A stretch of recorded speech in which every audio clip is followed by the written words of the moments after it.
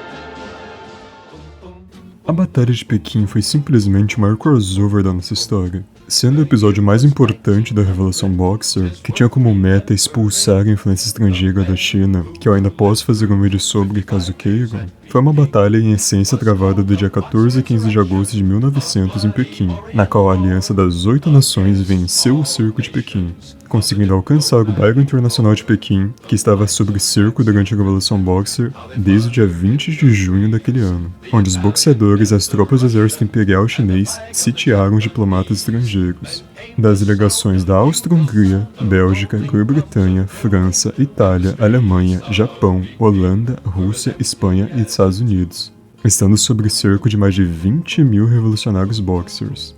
A Liga das 11 Nações, que foram soldados que lutaram aonde estava o bairro internacional de Pequim, ao ver seu bairro com diplomatas e soldados compatriotas cercados, rapidamente tentou intervir e salvá-los, com todas as nações se unindo no esforço de acabar com a revolução e apaziguar a China. A primeira tentativa de acabar com o cerco foi uma força de 2.000 homens de marinheiros e fuzileiros navais comandados pela Marinha Britânica. Porém, ela foi repelida com uma forte resistência chinesa no dia 26 de junho. Em 4 de agosto, uma segunda força de socorro muito maior, chamada Aliança das 8 Nações, marchou de Tianjin em direção a Pequim. A força da aliança consistia em 22.000 homens dos seguintes países: 10.000 japoneses, 4.000 russos, 3.000 britânicos, 2.000 americanos, 800 franceses, 200 alemães, 100 austríacos e 100 italianos, com ainda menores delegações das outras nações. O objetivo das forças da aliança era abrir caminho à cidade de Pequim e dirigir-se ao bairro das delegações internacionais, onde ficavam os diplomatas e ali resgatar os 900 estrangeiros sitiados pelo exército chinês desde o dia 20 de junho. E para quem está se perguntando, sim, 900 estrangeiros resistiram a 20.000 soldados chineses durante meses. Para ser mais específico, 55 dias em Pequim. Com esse acontecimento tendo recebido até um filme durante a década de 50 chamado 55 Dias em Pequim, que eu recomendo muito fortemente vocês assistirem, está disponível gratuitamente no YouTube legendado, sendo um filme que representa bem como a resistência daqueles 900 estrangeiros foi brutal e difícil, tendo que enfrentar o inimigo com uma força 20 vezes superiores. Wake up. Guten Morgen. Bonjour, bonjour. Buongiorno.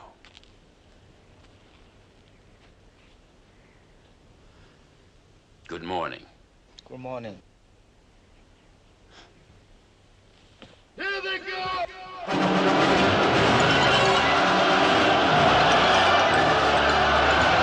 A cidade de Pequim tinha formidáveis obras de defesa. A cidade era cercada por muros de 34 km de comprimento e mais de 16 portões. O muro ao redor da cidade mais externo tinha 12 metros de altura e 12 metros de largura no topo, e o muro ao redor da cidade externa chinesa tinha 9 metros de altura.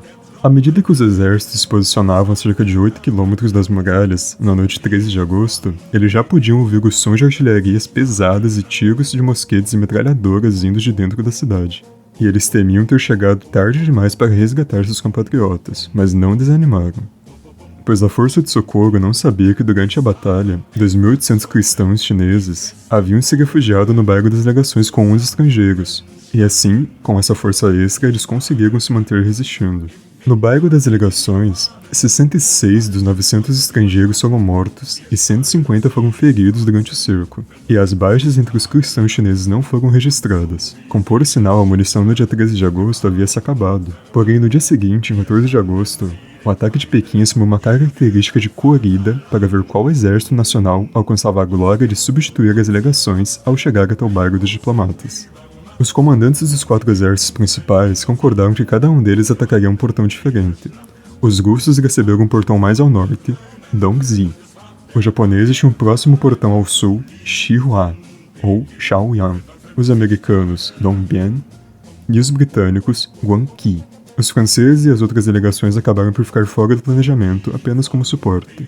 O portão atribuído aos americanos era o mais próximo do bairro das legações, e eles pareciam ter a melhor oportunidade de chegar primeiro às legações. No entanto, os russos violaram o plano. Embora tenha sido incerto se foi algo intencional ou não, uma força russa acabou avançando e chegou ao portão designado aos americanos, em Dongbian, por volta das 3 horas da tarde.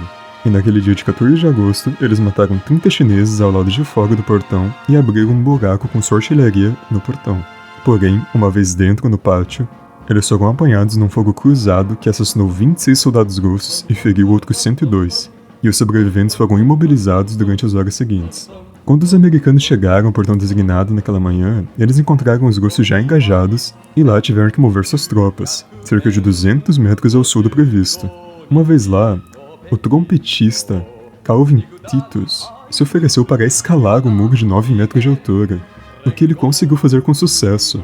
Os outros americanos o seguiram, e às 11h03 da manhã, a bandeira americana foi hasteada no muro do exterior da cidade. As tropas americanas trocaram um tiro com as forças chinesas no muro e depois desceram pelo outro lado, seguindo em direção ao oeste em direção ao bairro da legação. Enquanto isso, os japoneses encontraram forte resistência no portão designado e o estavam submetendo a pesado bombardeio de artilharia. Já os britânicos tiveram mais facilidade, aproximando-se e passando por seu portão, praticamente sem encontrar oposição alguma, da mesma forma os americanos. Eles sabiam que a entrada mais fácil no bairro das legações era através da chamada Porta das Águas, um canal de drenagem que passava por baixo da muralha. Os britânicos chegaram inicialmente atravessando a lama do canal em direção ao bairro das legações, com os primeiros a chegar sendo os britânicos, que atravessaram a lama do canal em direção ao bairro da delegação, onde foram recebidos por uma multidão entusiasmada de sitiados, todos vestidos com seus melhores uniformes, às 2h30 daquela tarde de 14 de agosto. Os chineses que cercavam o bairro dispararam alguns tiros e depois fugiram. Os britânicos não sofreram nenhuma vítima durante todo o dia, com exceção de um homem que sucumbiu à insolação. Por volta das 4h30 da tarde, chegariam os americanos. As vítimas recebidas foram um morto e 9 feridos, além de um soldado gravemente ferido após uma queda ao tentar escalar o muro de 9 metros. Os russos e forças japonesas e francesas entraram em Pequim naquela noite, e à medida que a oposição chinesa foi diminuindo gradualmente, as forças de 900 estrangeiros do Palácio Ming, onde ficariam 55 dias sob cercos, foram resgatadas, resistindo bravamente sob o cerco de mais de 20.000 revolucionários, além das tropas imperiais chinesas, que auxiliaram durante toda a revolução, com as forças revolucionárias sofrendo pesadas baixas, porém desconhecidas, enquanto as baixas dos aliados formariam 60 mortos e 205 feridos.